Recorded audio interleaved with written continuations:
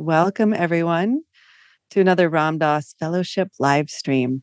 It's really great to be together tonight. I'm Jackie Dobrinska. I'm the Director of Education and Community for Love, Serve, Remember Foundation. And you all of you tuning in, you are the Ram Dass satsang, the Ram Dass community, this sacred community of folks with hearts and minds and a compass pointed to truth. And we come together once a month for these gatherings to hear from wisdom keepers of our time and to share tools and practices that will help us navigate this thing we call the human predicament, this curriculum we've all signed up for, especially in these times. And tonight, I'm really excited to be introducing two brilliant souls, Amy Buetens and Julie Weinstein. We're going to be discussing teachings for turbulent times.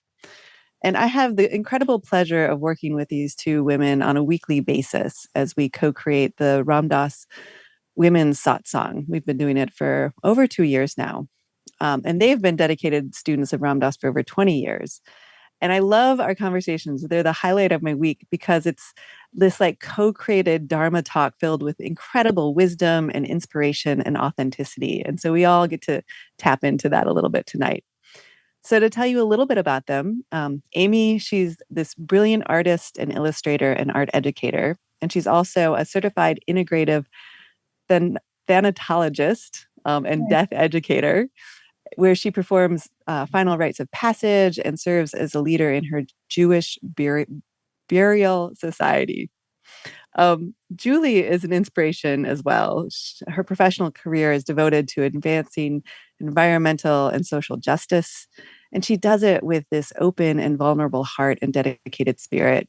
She also serves as both a Jewish and Buddhist chaplain in the jails within the justice movement and for people experiencing loss, grief, and trauma. She's a death educator, burial society leader, and artist, and is pursuing ordination as a rabbinic pastor. And they both just assembled a beautiful graphic novel right here called You Are the Universe. It's sourced from 5 decades of Ram Dass recordings, and it's illustrated with these beautiful watercolors. And in it, they share his life story as well as his teachings through his own words. And there's lots of honesty and humor. And it really focuses on sort of a teen and an adult of all ages perspective, with this like inspiration for understanding universal truths and navigating our paths with compassion and awareness and just living a meaningful life. And that's really what we're here to talk about tonight, about this curriculum, about these teachings that provide critical guidance, especially during these times of inevitable suffering, things like mental health issues and climate and political divisiveness. So that's what we're going to jump into this evening. And for those of you who have not been to one of these before, I just want to give you some of the logistics. So we'll be together for about 75 minutes. The first half will be a short meditation and sort of talk, and then we'll jump into Q&A. You can type in your questions at any time from whichever platform that you are watching from, and then I'll weave them into our conversation. And I'll try to get to as many as I can. So with that, I just invite you all to tap in to your heart, to this field of loving awareness, and shine all of that onto these beautiful women, Julie and Amy. Welcome. Thanks for being here. Thank you. Thanks, Jackie. Thanks for having us. So glad you're here. Yeah, we're so glad to be here. And we are so blessed in the satsang that's fed us in so many ways. So thank you all. And so we are Amy and Julie, like Jackie introduced us, and just a quick bit about us. And then we'll jump into a meditation and highlight some of these teachings, and then open it up tonight for Q&A or even just some general sharing. So we are parents of kids ages 14 to 18, and we couldn't be more blessed to have Ram Dass's guidance in our life we came to Ram Dass's teachings when we were teens, and now we're parenting teens, and just kind of thinking about all the issues that are facing all of us today, specifically teens too. So when we began to write this book, we really looked at this vast array of teachings through the lens of these eyes, the kids' eyes today, but also people who are new to Ram Dass teachings. And we really dove into a great and incredible exploration of these teachings in a way that taught us so much about where we were when we first received these teachings and where we are today. So tonight, we want to lift up these essential core teachings from that perspective of the kind of new and curious eyes and ears of teens, and also people who haven't ever been exposed to Ram Dass teachings, but also knowing that people in this satsang are very steeped in these teachings.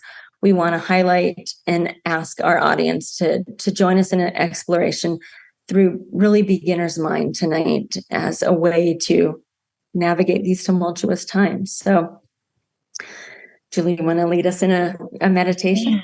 Yeah. So tonight we'll lift up not only stuff that's in this book, but also other lectures and words of Ram Dass, some wisdom that's helpful. So let's just ground for a minute in our chair or wherever you're sitting, lying, resting.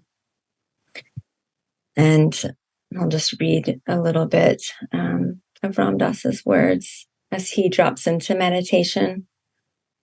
So he says, when you're ready to meditate, close your eyes and bring your attention to the motion of your breath as it enters and leaves your nostrils.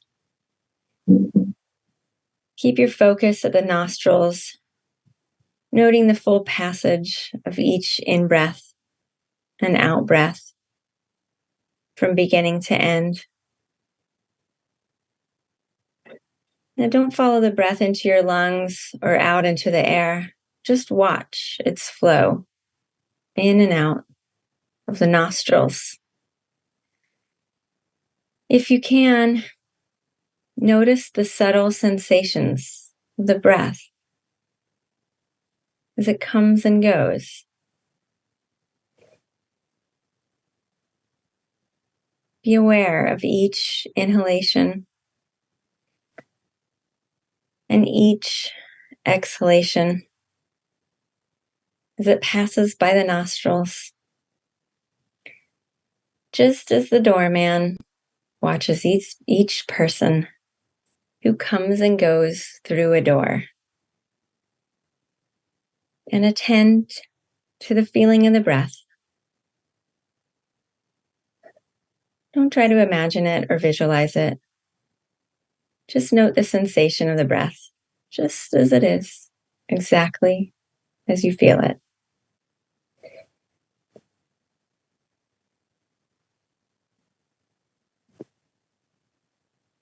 We can open our eyes now and just remember that sometimes it can be an embodiment practice. We can just feel the breath in our body, coming and going, being breathed.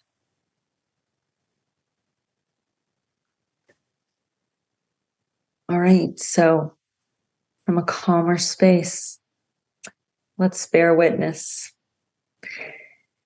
So it's no surprise that we live in a chaotic world.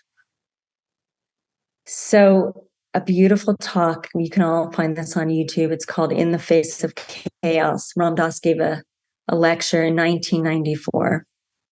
And somewhere like in the beginning to the middle of the talk, he starts to highlight teachings from a study that was taken in 1940. And it was a sampling of teachers from a school. He said it was a New York Times article, and it was titled Teachers' List of Biggest School Problems. In 1940, it was talking out of turn, chewing gum, making noise, running in the halls, getting out of turn in line, wearing improper clothing, and not putting trash in the wastebasket. So 50 years later, 1990, the biggest problems that teachers highlighted was drug and alcohol abuse, pregnancy and rape, robbery, assault, and suicide. So 30 years later, here we are. This is a same teacher, sampling of different teachers, 2020, 30 years later. Adding to the list, all those were on there. Drug abuse, pregnancy, rape, blah, blah. Bullying and cyberbullying, student verbal abuse and other acts of disrespect for teachers, student sexual harassment of other students, and student harassment of students based on sexual orientation or gender identity, social anxiety, general anxiety, test anxiety, panic attacks, family problems, relationship difficulties, lack of energy or motivation, hopelessness, overwhelm, low self-esteem, loneliness, poverty, dropouts, home and food insecurity, eating disorders, obesity, child abuse, physical and mental abuse, gang violence, drug overdose, mental and physical abuse. It's heavy. I don't even hear on this list climate catastrophes or death or any number of things that we know that our youth and even us or even our grandparents or great grandparents are dealing with today. Ram Dass says, let the implications of that sink in for a second. It's easy to get freaked and say, isn't this horrible? But just for an experiment, let's look at it as it is. It's new. It's certainly a more intense climate. He says, I can do one of those lists and comparisons for practically every dimension of our life. So the fact is, I don't know if I said this earlier, we could have titled this talk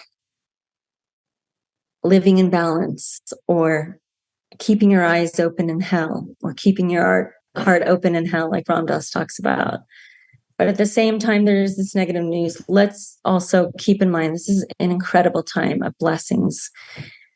We can hold both or multiple truths at once. And this is a time of great joy.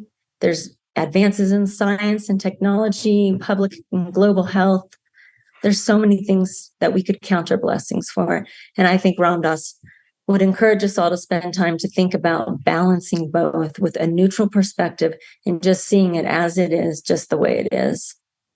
He says that I would feel that you and I are in the remainder of our lives facing some profound change. We face the potential of coming very close to chaos.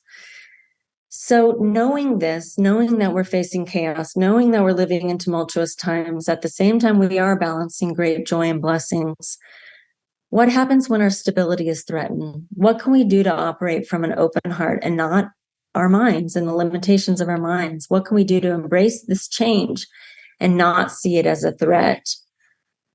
And I think Ram Dass, as we all know, talks about living with uncertainty and just accepting that change is inevitable and affects all of us, no matter what our circumstances are. He says, you and I are in a training program to find a place in ourselves and in the way we live our lives where we are not so dependent on the forms of existence that we freak when it changes, that we freak in the presence of increasing chaos. Because it's going to be at that moment where those people who have some tiny degree of equanimity will be that thing around which we can coalesce a shift that is healing instead of ultimately destructive. And I think for our youngest audience here tonight, and I know there's many of you, and I want to welcome you and just say you are part of the community and you're so valued here, that we have a wise elder, a spiritual grandfather, if you will, that's here to guide the way and role model for us, actually, no matter how old we are. And I think Ram Dass had a beautiful quote, and I don't know if you all saw the blurb about tonight's teaching. It doesn't matter what age you are. Let's appreciate that we can all come together at any age and know that we're all in this together. So He says, so what we can do to increase our capacity for equanimity, and I just want to say equanimity for our youngest listeners is a sense of balance, a sense of really balancing the scales, not, going crazy, not living in ultimate bliss or denial or something. So we're balancing it both. Equanimity is balance. We can increase our capacity and support ourselves, each other, and the next generations. He says that we can do that easily by just working on ourselves. That's what help you offer. You work on yourself through everything in your life. Suffering is inevitable for all of us. Our curriculum has to do with that is what our curriculum has to do with. As our hearts dictate, doing what we can to relieve suffering. And ultimately, what we can do to relieve suffering is be that which is able to be in the presence of suffering without creating more suffering. It's like learning to keep your eyes open in hell, just looking at what is. This is a heartfelt act of service to ourselves and humanity. So some of the teachings we want to explore tonight are going to be maybe remedial to some of you all joining us. But again, join us with beginner's mind and let's see if it helps you to deepen in your own practices or shake something up a little or change something that, I don't know, helps you maybe live more holistically in these practices that you probably incorporated many, many years. So I don't want to discount that. So one of the things that Ram Dass talks about is, and I want to highlight this first and foremost, because as we move tonight, we want to talk about the witness. And what that means is we want to witness our lives from our soul's perspective. So our ego operates on this plane of existence that we speak with each other and we act with each other and we interact with the world around us from our ego that has feelings and emotions. But we also have a really dynamic part of ourself that is the soul. And the soul sees things through, I don't know if it's Krishna Das who says the movie of me, and they can really sit back and just watch the movie unfold without any attachment. And so you can cultivate that witness. And Julie's going to go into some practices that we can do to help you really calm and appreciate what is from a neutral space without any attachment or anger and resentment or expectations and hopes. It's good to have goals, but there's also a part of us that can just sit back and explore who we are and how our life is unfolding and why we're living the lives we are and why we're presented with the challenges that we are today and the opportunities and gifts, and just see it for what it is, just very neutrally.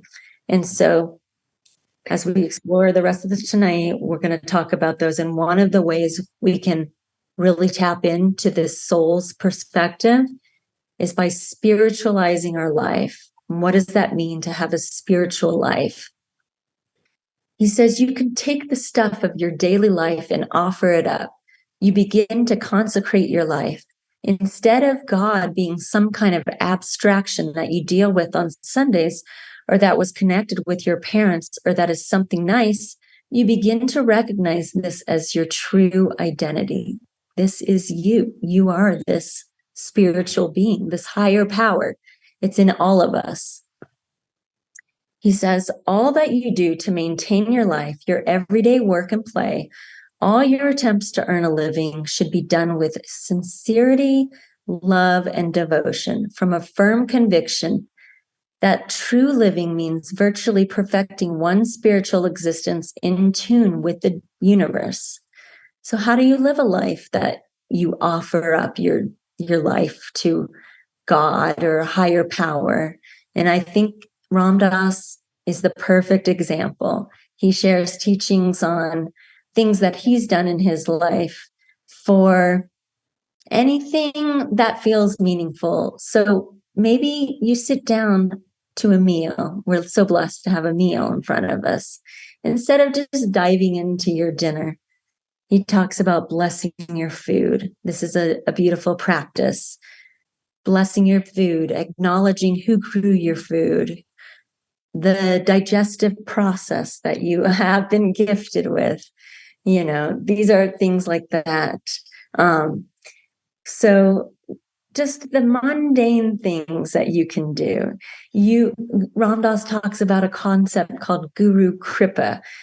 Maybe many of us do this. Is there a way to deepen in this practice of living your daily life, the normal things that you would normally do, but can you offer it up as in honor of a teacher, a beloved grandparent, or someone who dies, something in someone's memory? Living a meaningful life in a way that also remembers who paved the way for you to be here. It's just a simple act that you can just set your intention with.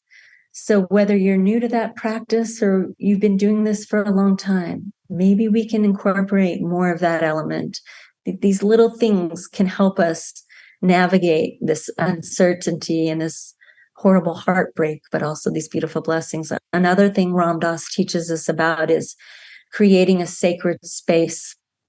So wherever you are, whether you're in the car or a corner of your room, Ram Dass can really, be an example. He had these little puja tables or spaces where he could sit down and read prayer or meditate or sing or chant the divine names of God and look at holy pictures, light a candle, burn incense. This could be under a favorite tree in your yard. This could be in your car. This could be any simple act of sacred space. So I'm going to stop there and we're going to continue on, and Julie's going to deepen our awareness around creating a sacred space in your heart and mind. Yeah, I like, Amy, what you had shared about sort of consecrating our activities and dedicating our acts in ways that can serve others. Ram Dass talked a lot about quieting your mind, opening your heart, and contributing to the relief of suffering. He kind of went on as well, and I'll talk about that in a minute, about not creating additional suffering.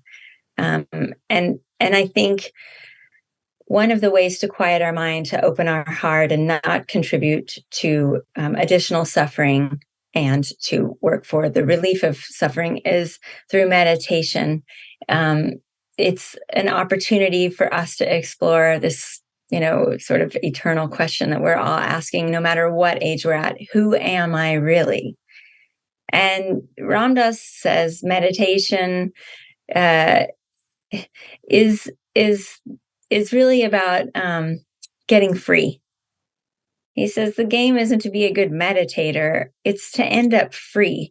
And he talked a lot about different techniques or methods, he called them, for meditation, because there's a lot of different ways to meditate.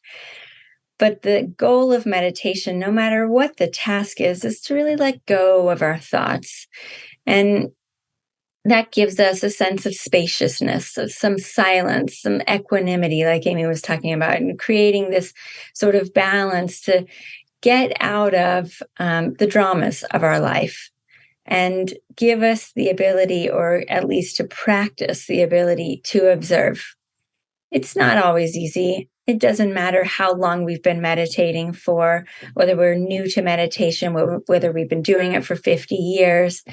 It's a practice. And that means that every opportunity we have to meditate is a new opportunity, beginner's mind. Every time we sit in meditation or walk in meditation or whatever the activity is that might be the meditation, it's new. And we have that new opportunity every time to think about liberation, really. And so that's one technique of quieting our mind and opening our heart. But Ram Dass created an entire life really around compassionate social action. And he talked a lot about, like Amy was saying, dedicating our work, our service in the world to the contributing to or ending the relief of suffering. And there's so many ways to do this. He talked a lot about seva, or this concept of selfless service. He even helped to start an organization called Seva. But one thing I want to lift up is when we think about compassionate social action, Ram Dass's teacher, Maharaji Neem Karoli Baba, talked a lot about feeding everyone or serving everyone. And one of the hardest teachings for Ram Dass was this concept to love everyone. And he wrestled with, what if there's people I don't like? What do I do in the world with the people that I don't like? And the teaching is, and we come back to this all the time, is to love the soul. You don't have to like the incarnation, but to love the soul. And that in and of itself is a practice. And when we think about compassionate social action, some people wrestle with the other or the enemy or the opposition.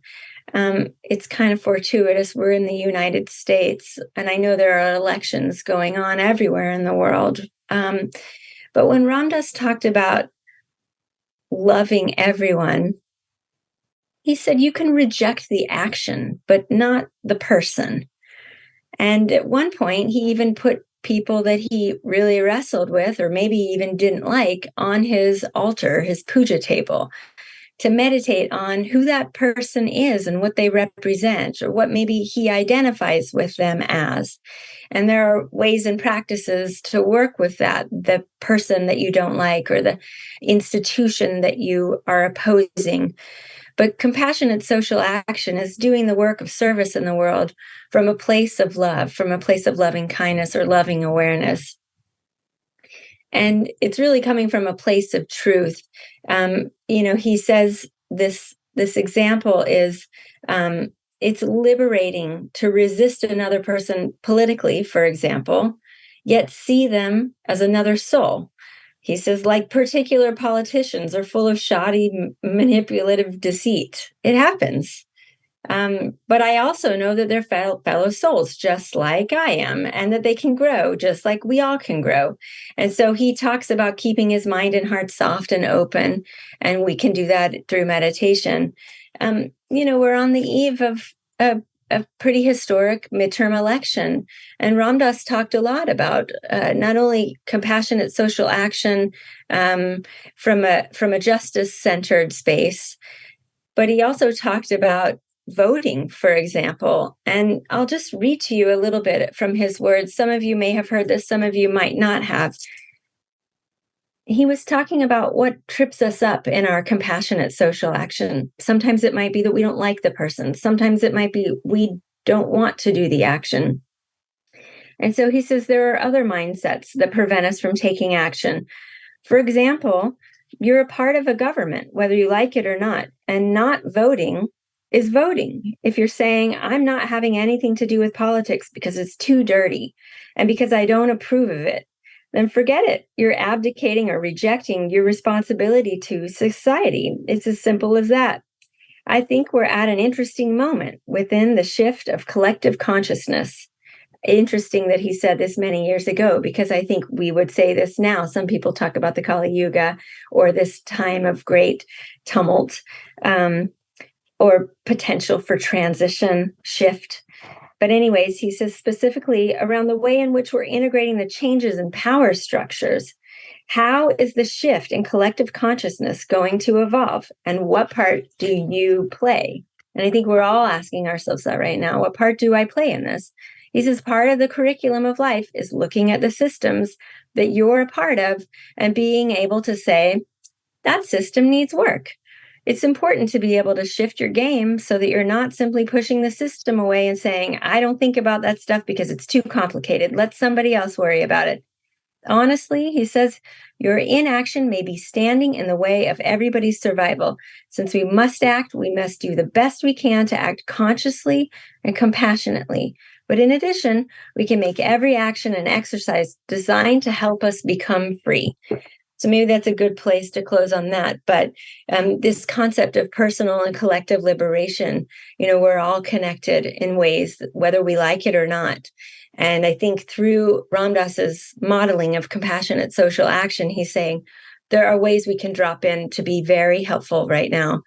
And I just tie it back to his words around the different stages of life. They're just stages, and yet the through line is there for all of us, no matter what our age is. So want to encourage everyone to consider ways in which you can engage in compassionate social action and center in meditation, quiet your mind and open your heart to contribute to the relief of suffering and not cause additional suffering to yourselves and others.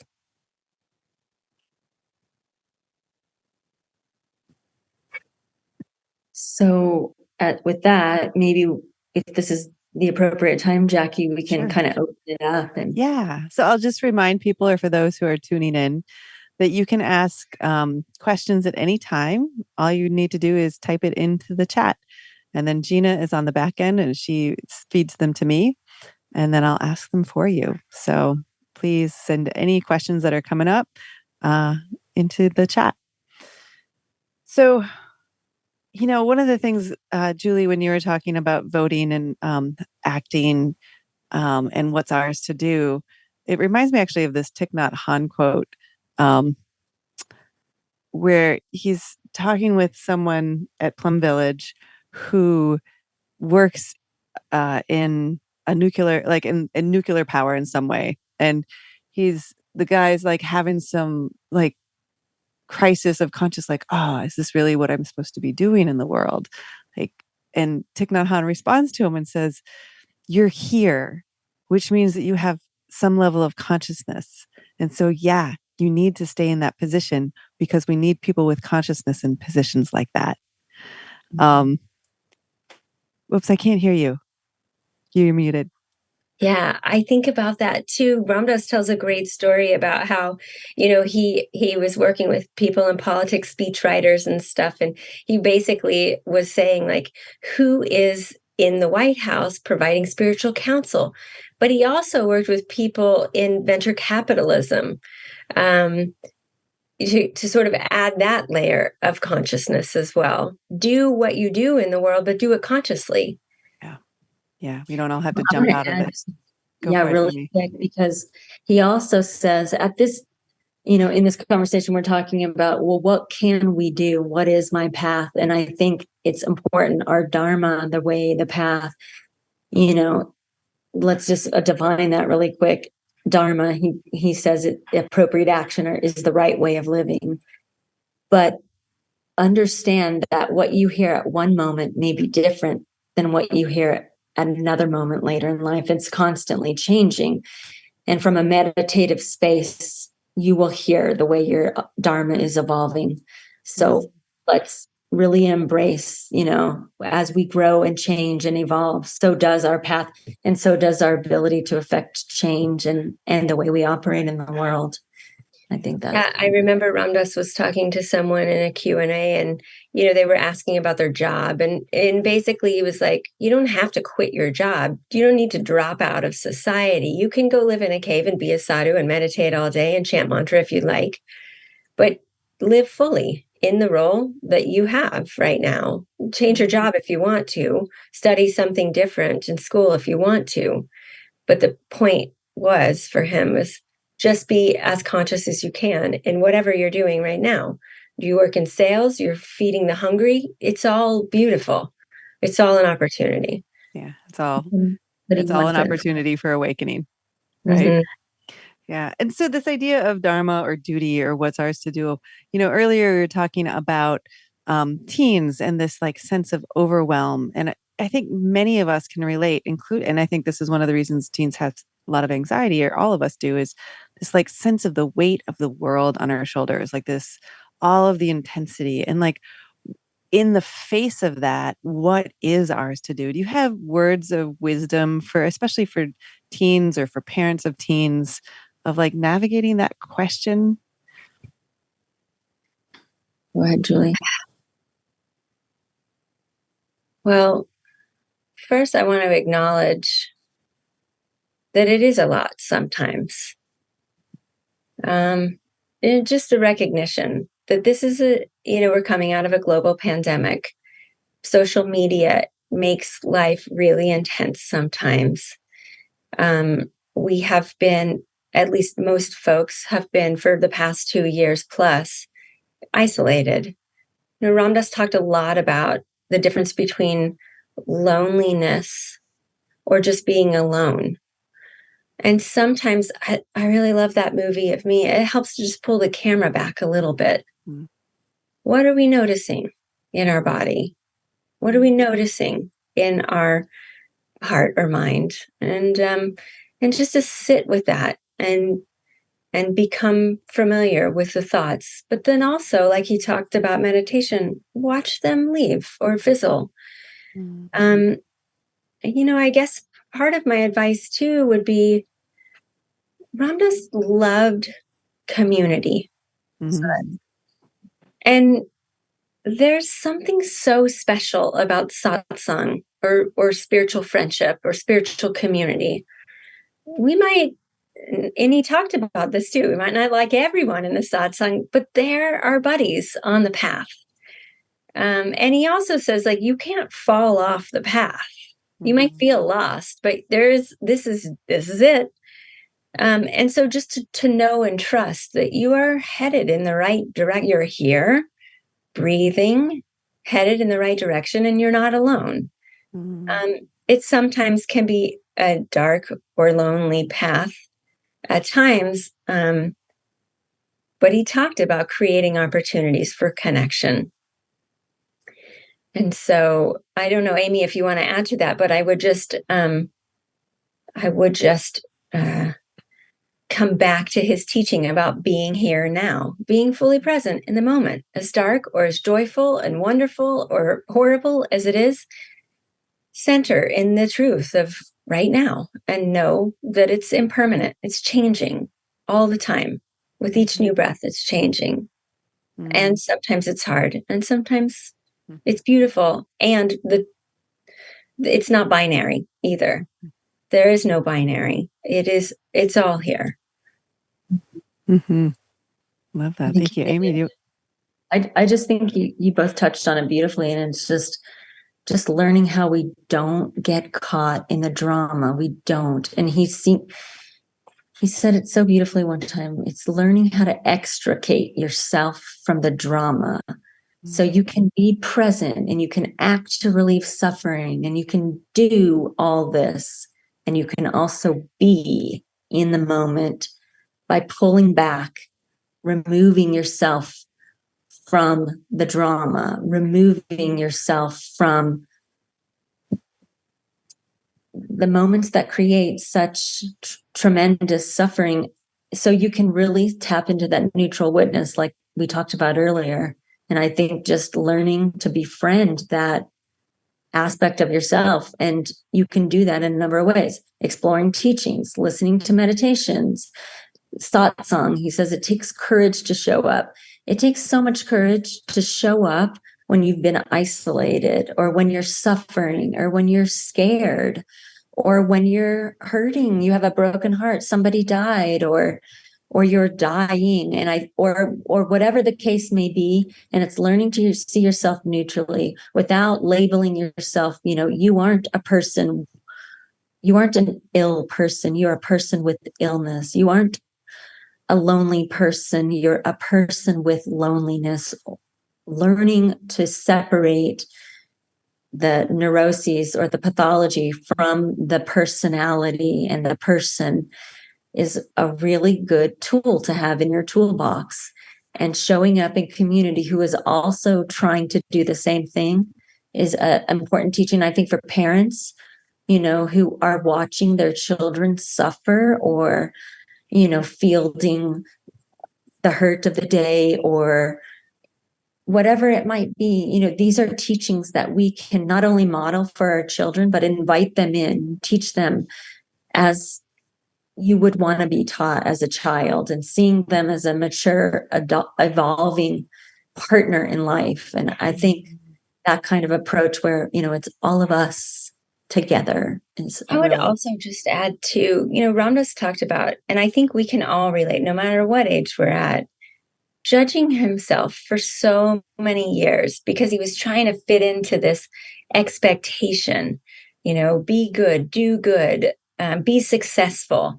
And he really judged himself and almost hated himself for many, many years as a child and into his 20s and 30s, and came to find love within his own heart for himself and to drop the judgments and to let some of the anger go.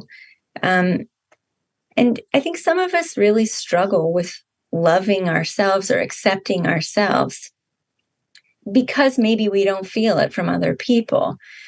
But watching Ram Dass, as this wise sage elder in like complete bliss, saying over and over again, I am loving awareness.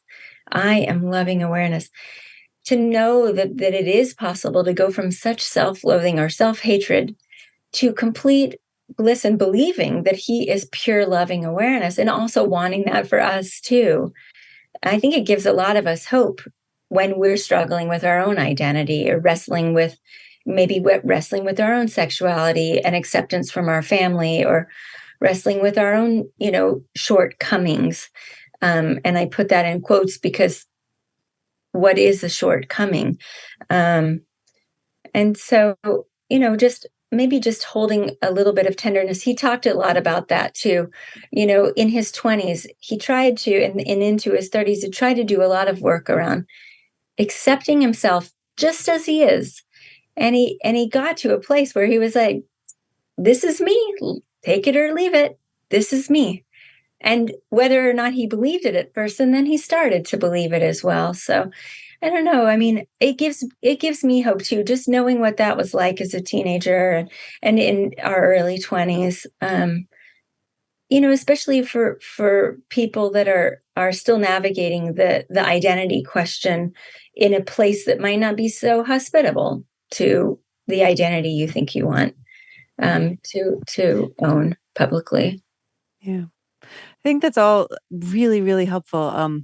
Just that the self-acceptance. And one of the things that I loved how you talked about how that helped you, as you were growing up. And there's like this other side of the coin that I just want to mention for a moment, because sometimes we can hear teachings and we can use them as measuring sticks. Oh, now I'm supposed to be self-accepting. And what if I'm not?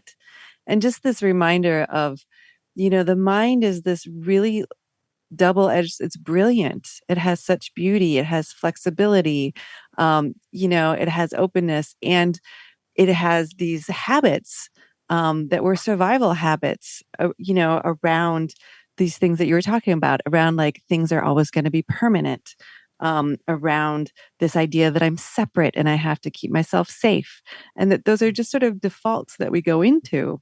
And that these things that you're talking about are like, they're these sweet practices to help us remember that those evolutionary ideas aren't the whole of us.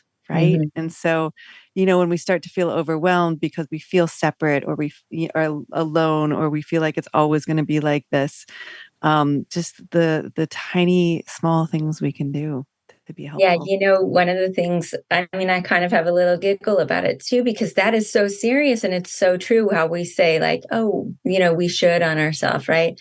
Right. But Ram Dass said after all his years of all his work, he didn't lose his words, he didn't lose a single neuroses. He just had a different relationship with them. He called them little schmoos. Yeah. So he would say like, oh, there's, this one thing that has tripped me. Here you are again. This one thing that trips me up from time to time, or this other thing that, he said, he talks openly about that. Yeah. Changing it's just like the awareness and the incredible compassion that needs to be developed every single day for just being human, especially in a culture that has us striving for perfection and striving to be different or better, or, all the advertising that comes through us, especially not through social media. So it almost seems like it's coming through our friends, right? These messages that can be really, really toxic to our mind state. Work on ourselves. We work Yeah. we work. Yeah. There's something that you said earlier that I also wanted to bring some like just dig into a little bit deeper. Because you've brought it up a couple of times, is this space of neutrality. And again, our minds are so tricky, that it can also be this, like, again, striving, like, oh, I'm supposed to be neutral. And it almost ends up that we put it on as like a mask and bypass some of the things, like, I'm not supposed to feel my anxiety. I'm not supposed to feel scared. I'm supposed to just be the neutral witness to all of it. So I'm hoping you can speak into that, and especially with teens, how that might show up and how we might navigate it skillfully. Yeah, it's not a dissociation from our emotions. It's a real recognition of what we're feeling. And we can watch it and we can say, I am feeling depressed right now. Wow, look at that depression.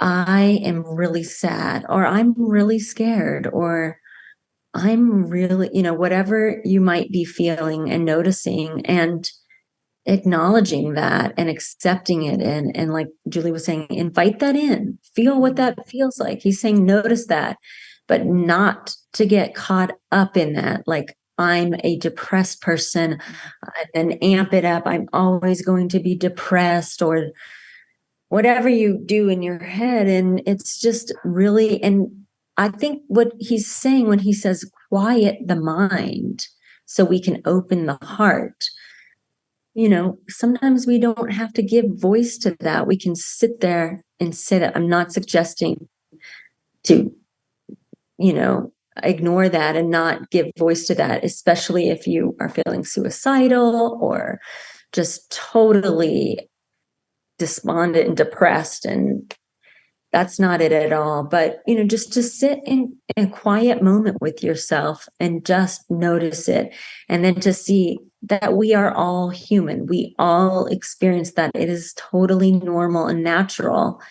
And yet, can we just say, who's watching the watcher? Who's noticing the depression? Who's noticing the loneliness and fear? And it's that soul level response. And by getting very quiet, Ram Dass had a stroke. And after his stroke, he said it really forced him to go inside himself and sit there. And instead of saying, how can I help? He began to say, how can you help me? And he really came to know what it means to ask for help. So at the same time, we're noticing our depression, our anxiety. How can we ask for help? And do you have community? Do you have somebody that you can ask for help? And I think by getting very quiet and sitting in meditation, and meditation can look like a number of things. It can be even using your imagination to talk to somebody who's passed on, or even your higher self. It's asking for help, and as you're noticing. And so I think that's a good practice. I think one thing that can happen is when we sit, sometimes we sit in our rumination. We sit in the loops of the thoughts, which can be really painful and sort of reinforce the loops. And there's different ways out of it. And sometimes in my past, I know when they were really strong, like, it was, my way out was to listen to the birds, right? To actually, and you talked about this, Julie, earlier about, and like, this is Ram Dass's theme, like, to be here now, like the depth of this moment. Like, really, usually things for me in my privileged world, they're okay. And I have this weird analogy, because I know Amy, you're an herbalist as well, but the antidote for the sting of stingy nettle is in the juice of the leaf. And so it's the depth that matters, right? And I have that sense of the moment. I think of that image in being here now, that if I can get into the depth of this moment and out of the thoughts of future or past, and maybe the depth of the moment is starting by listening to the birds, that it can pull me out and give me just that little bit bigger perspective, right? Of like, oh, I don't have to like try to be the witness. Like, it just sort of happens. Does that make sense? Love that. I love that question too, because I think a lot of us, no matter what age or no matter what headspace we're in, we can get wrapped up in the method. And Ram Dass talks about that. That's why he was like, don't think that once you've mastered the technique, that's it, right? Like, try it for a couple of weeks. If it doesn't work for you, try something else. In meditation, you brought up Thich Nhat Hanh, one of my teachers, and he has a beautiful walking meditation. If sitting sends you into a spin, pieces every step, and you just walk, or maybe walking is painful for you because of your physical body. So maybe you lie there, or maybe meditation is painting, or maybe it's breath work, or maybe it's your imagination, and you guide yourself you take yourself somewhere else. There's all kinds of techniques. And he talks about it, chanting, mantra. Oh my gosh, the voice. But so is service as a method.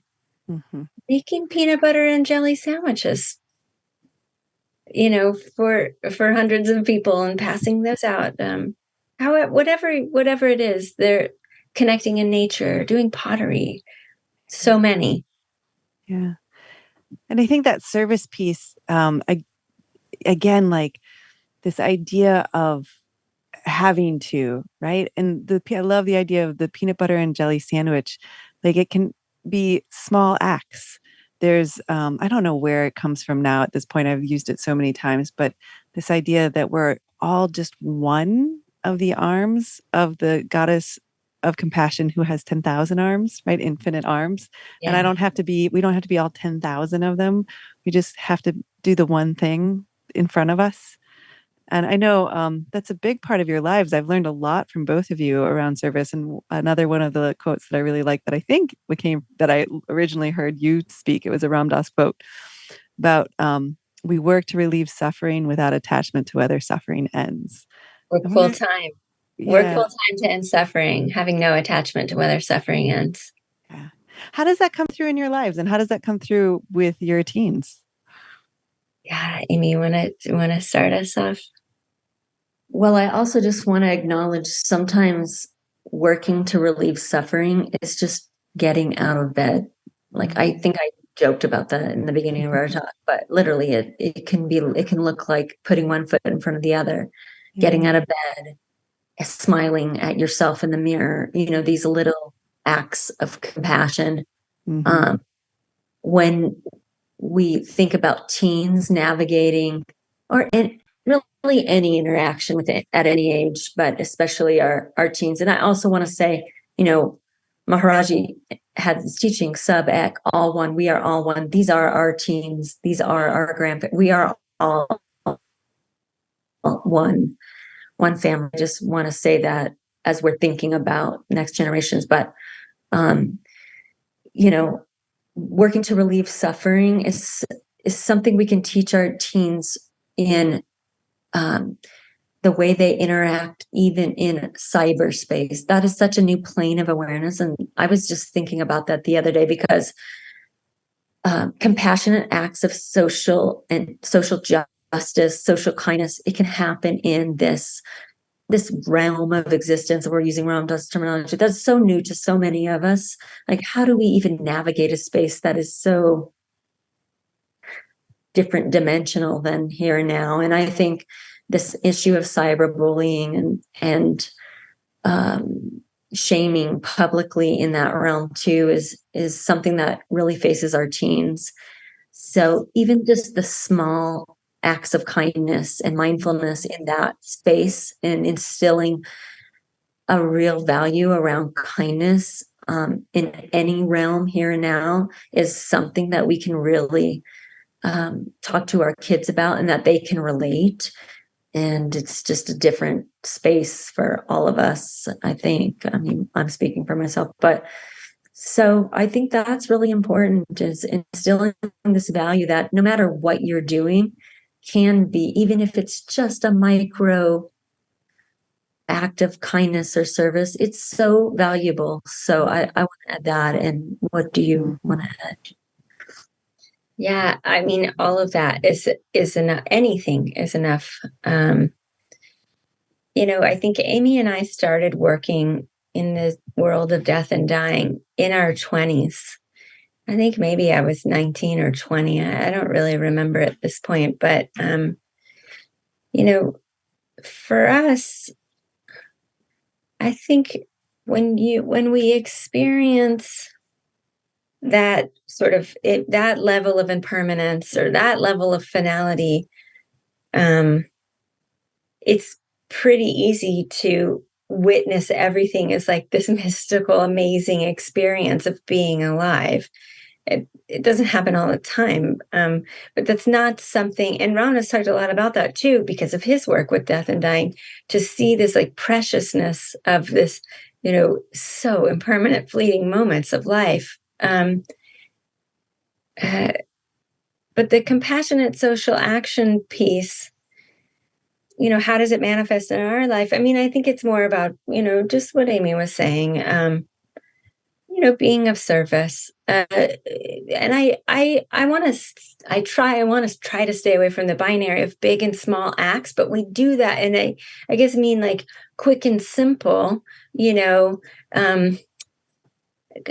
a sweet note for your beloved, knowing they have a big day ahead of them, or, treating yourself to,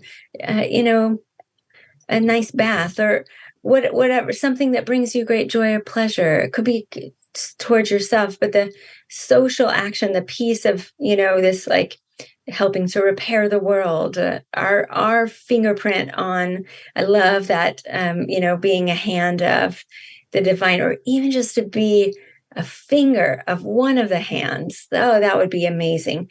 And to find joy in that, to serve others in whatever way is meaningful to you.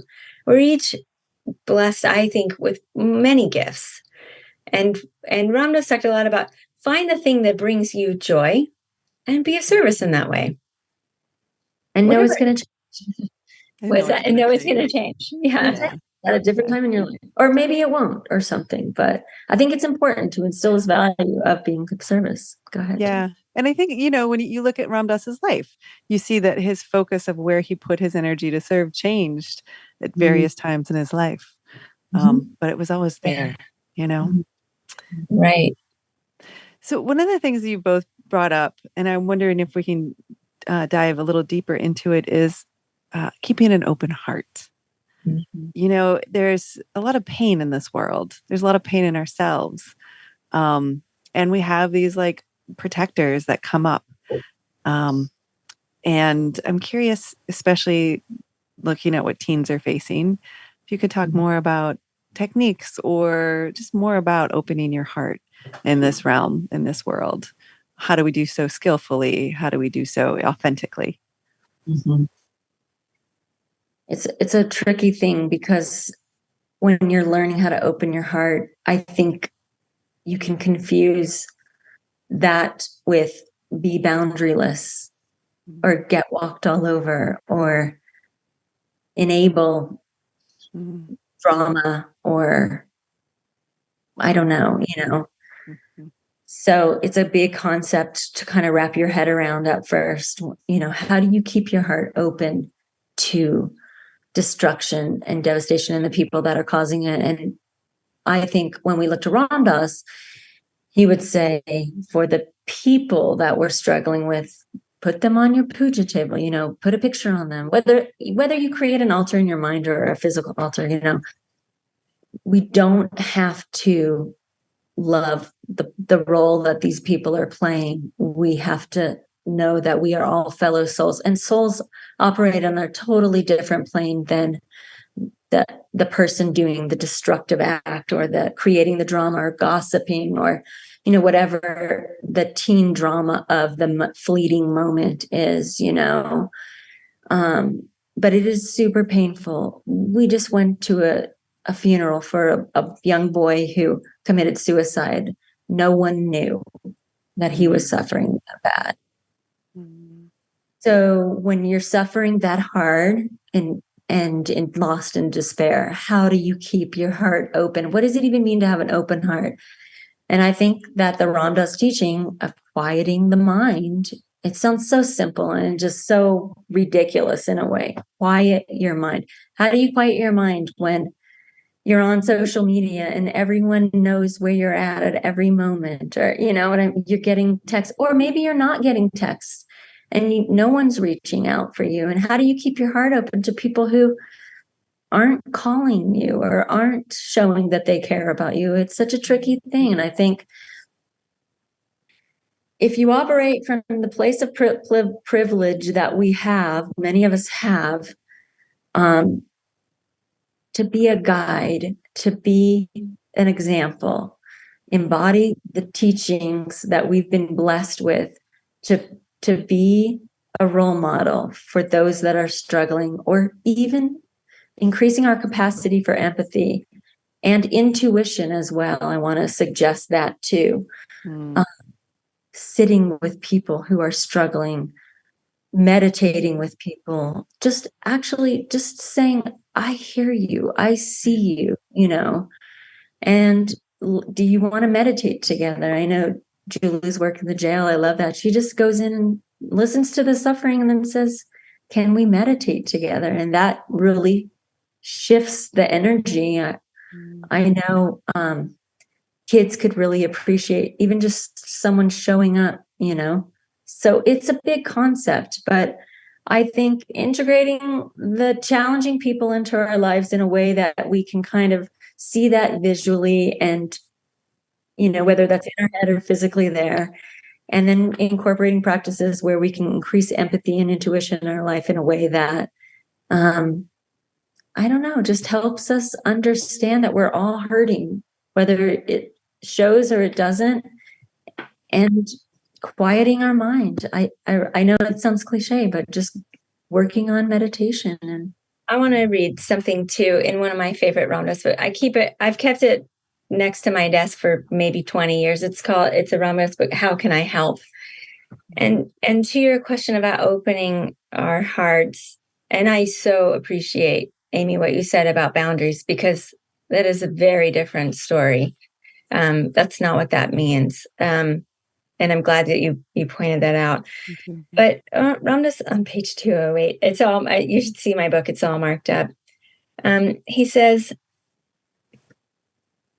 if we can accept not knowing, and not knowing is a tenet of Buddhism, and I think it's really helpful. And I'm sure you can Google that, or maybe someone's given a great talk here about it. But if it basically is like, that open your heart to not know. We don't know. How can we know everything? We're just open.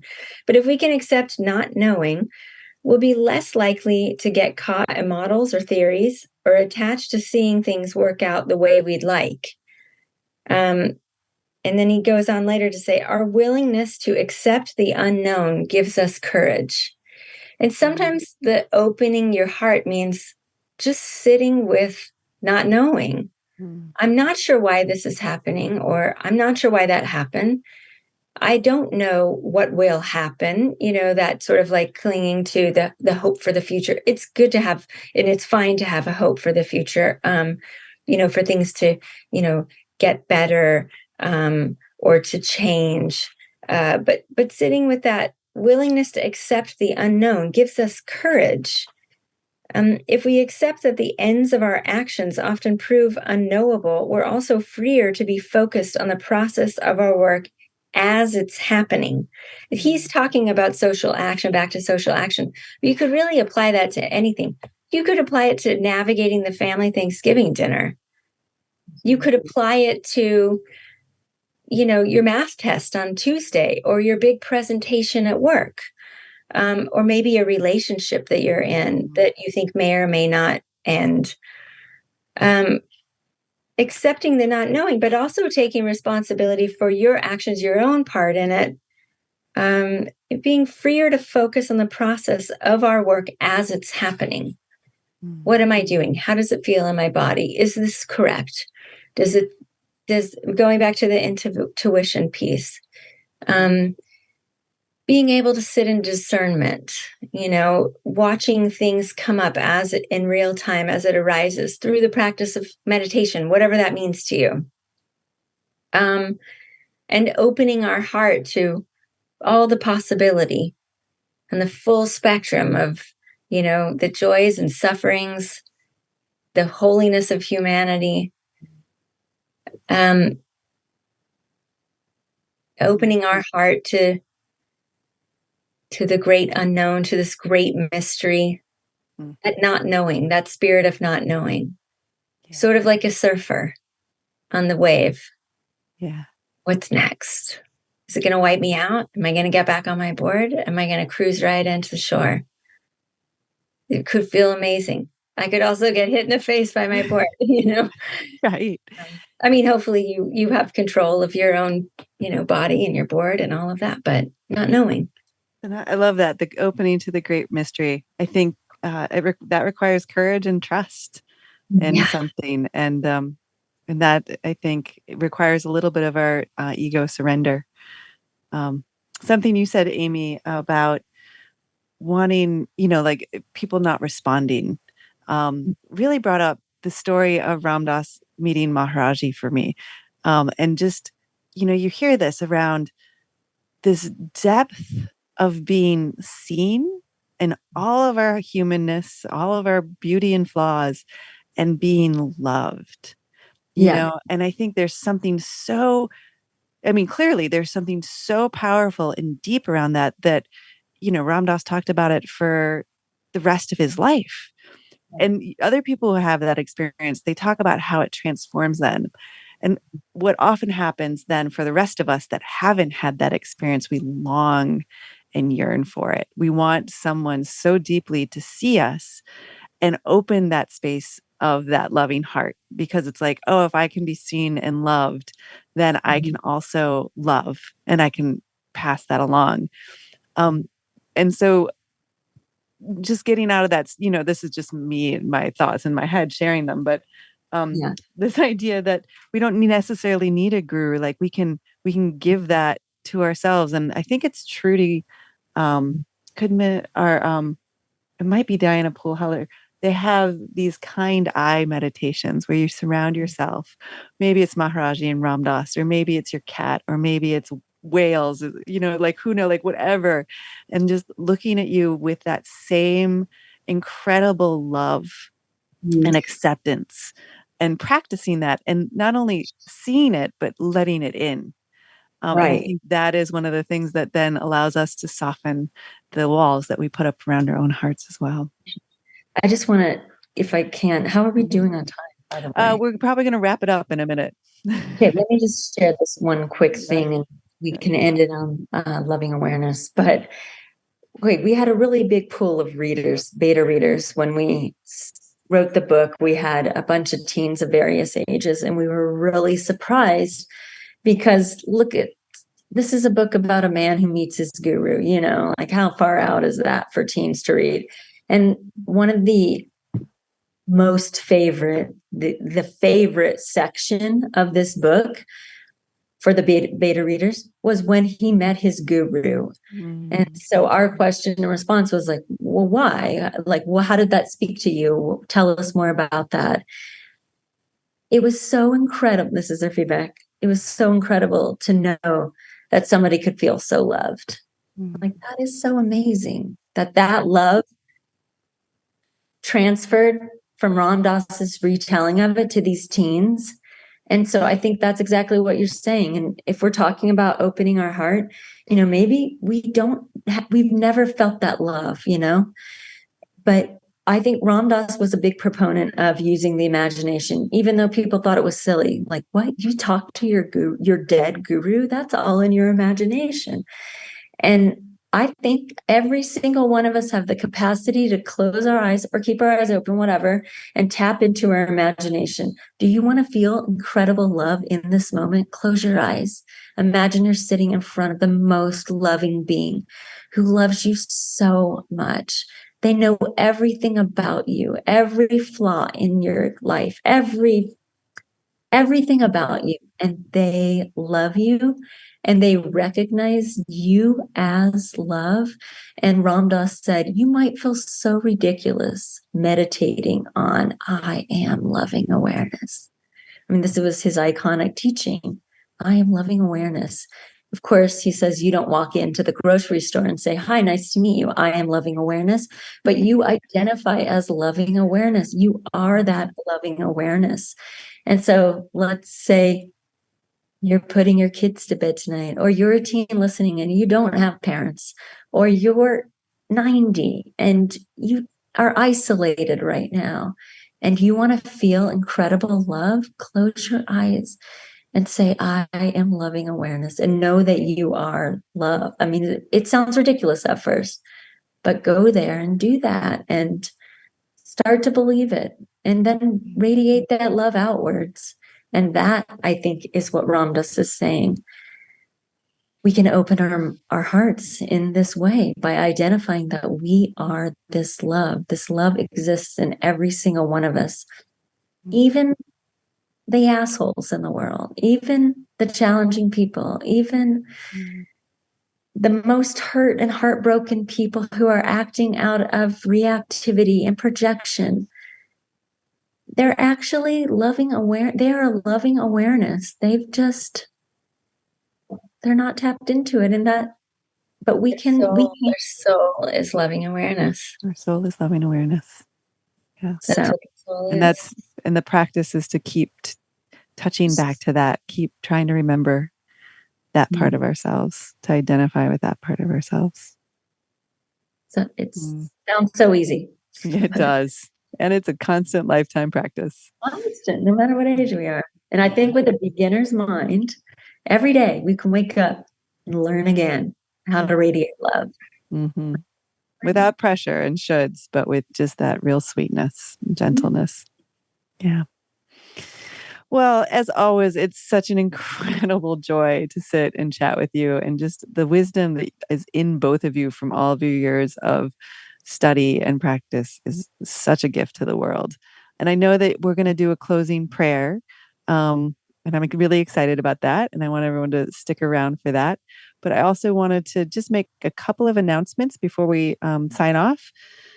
And what are they? They are a big thank you to you all. If people want to find out more about you, the best way right now is to go to shop.ramdas.org. That's where You Are the Universe book is. People can pre-order that right now, which is great. If you enjoyed this and want to share it with other parents or other friends, please go to the rewatch, which will be available starting tomorrow. It's at ramdas.org/livestream-replays.